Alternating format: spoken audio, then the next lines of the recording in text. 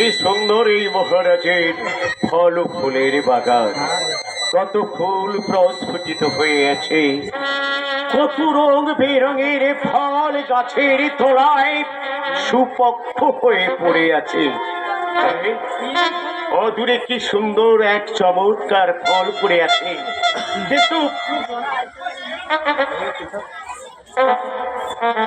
এই ফলটিকে তো আমি চিনতে পারছি না। না না, এই ফলটিকে আমি আমি একটু কুড়িয়ে দেখি। আমি একটু সদাগর, তুমি এখানে কি করছো? না না, কিছু নয়, আমি এই মহারাজের ফল ও ফুলের বাগান দেখছিলাম। কিন্তু তুমি কে?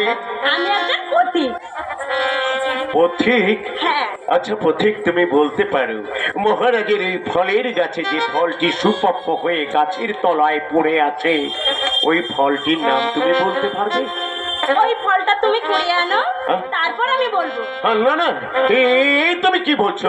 মহারাজ আমাকে এই রাজ্যে থাকতে দিয়েছে তার ফল ও ফুলের বাগানে, তাই বলে মহারাজের বিনা আদেশে তার গাছ থেকে একটা ফুল বা ফল তুলে নেওয়া আমার পক্ষে সম্ভব নয়।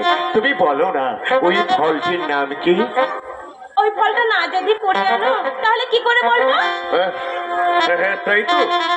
তাহলে তুমি বলছো ওই ফলটিকে আমি কুড়িয়ে আনবো? বেশ, আমি তোমারই কথা মতো ওই ফলটিকে কুড়িয়ে দেখছি।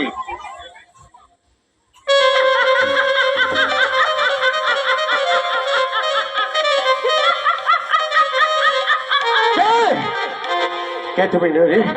আমারই সামনে তুমি আমাকে ফল কুড়াতে বলে ফলটা কুড়িয়ে নেওয়ার সঙ্গে সঙ্গে তুমি অট্ট হাসিতে হেসে পড়ছো। তুমি বিদ্রুপের হাসি হাসছো।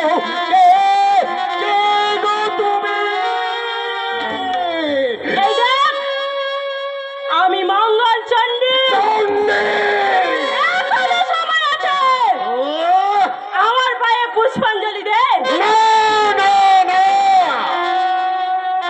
আরে কতবার বলবো রে, ডাকিনি যোগিনী পিশাচিনী, এই ধনপতির থাকিতে প্রাণে বিনাশ করে তবু পদে দেবে না কোনোদিন পুষ্পাঞ্জলি। বেরিয়ে যাও, চলে যাও এখান থেকে। পুষ্পাঞ্জলি দিবি না? না না না, তাহলে আমিও বলে যাচ্ছি, শালীবাহনের কারাগারে তোকে 10 বছর বন্দী হয়ে থাকতে হবে। বন্দী হয়ে থাকতে হবে, বন্দী হয়ে থাকতে হবে।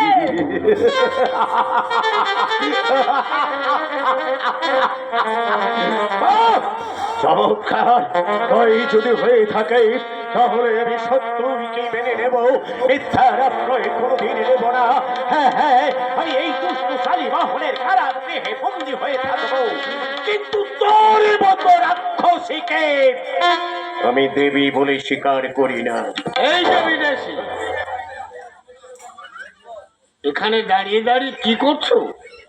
চুনয় ভাই, মহারাজের ফল ফুলের বাগান দেখছিলাম। বাগান খানি দেখছো না ফল চুরি করছো? ফল? হ্যাঁ, আমি ফল চুরি করেছি? আমি দূর থেকে দেখলাম গাছ থেকে পাকা ফল টুক করে পেরে নিলে। তুমি ভুল দেখেছো রক্ষিত। ভুল দেখেছি। হ্যাঁ, তুমি ভুল দেখেছো। বেশ। আমি কখনো গাছ থেকে কোনোদিন ফল ও ফুল চুরি করিনি। হয়তো আমি ভুল দেখতে পারি। হ্যাঁ। এখন আজ চলে এসো আমার সঙ্গে কোথায়? মহারাজের কাছে। যদি না যাই? না যাই মানে বিচার হবে। কিসের বিচার? ফল চুরির বিচার।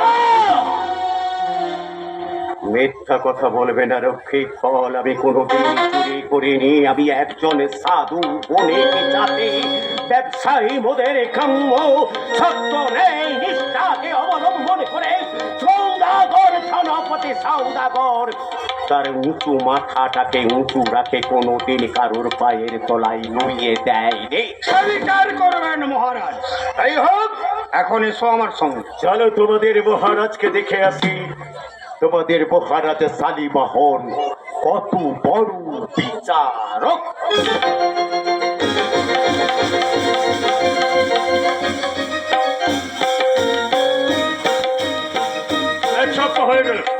এক সপ্তাহ হয়ে গেল বিদেশি কোন সংবাদই পাচ্ছি না। তারা কি বিদেশে? আমার অভিযোগ এই সংবাদ কোথায়? মহারাজ, সেই বিদেশি আপনার বাগানে থেকে আপনার বাগানে ঢুকে আপনার বাগান থেকে পাকা পাকা ফলগুলো সব টুক টুক করে পেড়ে নিয়েছে। মিথ্যা কথা। আপনার রক্ষী সম্পূর্ণ মিথ্যা কথা বলছে মহারাজ। আমি সর্বাগ্যে আপনার ফল ও ফুলের বাগানের মধ্যে প্রবেশ করে বনভূমিকে প্রণামে জানিয়ে দেখলাম গাছের তলায় অনেকগুলো সুপক্ষ ফল পড়ে আছে। তাই ফলগুলোকে না চিনতে পারার জন্য একজন ভিখারিনীর কথা মতো ফলটিকে আমি কুড়িয়ে দেখছিলাম, আর আপনারই দেহ রক্ষে মিথ্যা কথা বলছে। না মহারাজ, আমি নিজের চোখে দেখলাম গাছ থেকে টুক করে ফলটি পেড়ে নিয়েছে। আচ্ছা বিদেশি, বলুন মহারাজ। তুমি যে ফল চুরি করোনি তার কোনো প্রমাণ দেবো? হ্যাঁ, প্রমাণ? হ্যাঁ, প্রমাণ প্রমাণ। আমি যে একজন বিদেশি সওদাগর, এই ফল চুরির কেমন করে প্রমাণ দেব মহারাজ? প্রমাণ আমি দেব মহারাজ। তুমি কে মা? তুমি? তুমি এই ফল চুরি প্রমাণ দেবে? হ্যাঁ, আমি আছি পথিক। পথিক? হ্যাঁ, ও কি বলে পরিচয় দিয়েছে? আমার কাছে সাধু বলে পরিচয় দিয়েছে। সাধু নয় ভণ্ড বেটা, মুখে মধু ভরা, সাধু রূপে এসেছে রে ডাকাতের ডাকাত? ডাকাত এসেছে? এই আগেই জানতে পারি ডাকাত। সাধু নয় ভণ্ড বেটা, মুখে মধু ভরা, সাধু রূপে এসেছে রে ডাকাতের সেনা।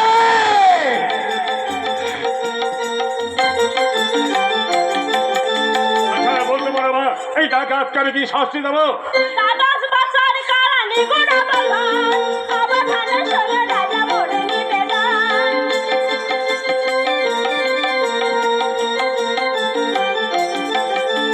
দ্বাদশ বছর কারা নিগুড় বলবান, অবধানে শোনে রাজা মোরে নিবেদন।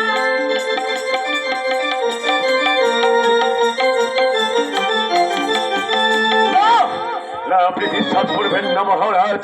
ওই ডাকিনী যোগিনী পিশাচিনীর কথা আপনি বিশ্বাস করবেন না। আমি ডাকাত নই, আমি চোর নই। এটা কি ডাকাত কি সাধু আমি আগেই বুঝতে পেরেছি। রক্ষিত মহারাজ, বন্দি করে নিয়ে যাও কারাগারের মধ্যে। যথাদেশ। হুঁশিয়ার!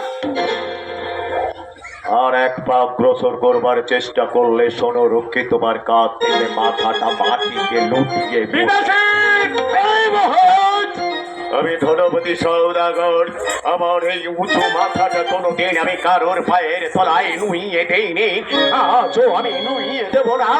তাই হোক, এসো রক্ষী, অস্ত্র মুখে তার পরীক্ষা হয়ে যা হোক।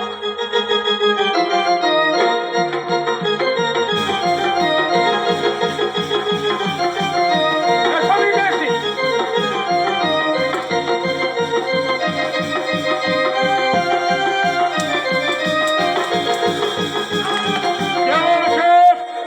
পারলাম না মহারাজ, আমি পারলাম না, পরাজিত আমি। বললি না? শোনো যুবক, আমি আবার বলছি, স্বেচ্ছায় বন্দিত্ব স্বীকার করে চলে যাও অন্ধকার কারাগারের মধ্যে। গণপতির দেহে থাকিতে প্রাণে কোনদিন সে স্বেচ্ছায় বন্দিত্ব স্বীকার করবে না। সত্য যুবক, তুমি জানো কার সামনে দাঁড়িয়ে কথা বলছো? আমি জানি, সিংহল দেবরাজের সামনে দাঁড়িয়ে আমি কথা বলছি। ঠিক আছে, আমি দেখতে চাই যে তোমার দেহে কতখানি শক্তি রয়েছে। বেশ, মহারাজ। ওম নমো শিবায় সন্তায় করুণাত্তায় হেতবে জীবে দয়ামি চটমানাঙে তঙ্গতি পরমেশ্বর। আসুন মহারাজ, যুদ্ধের জন্য প্রস্তুত হন।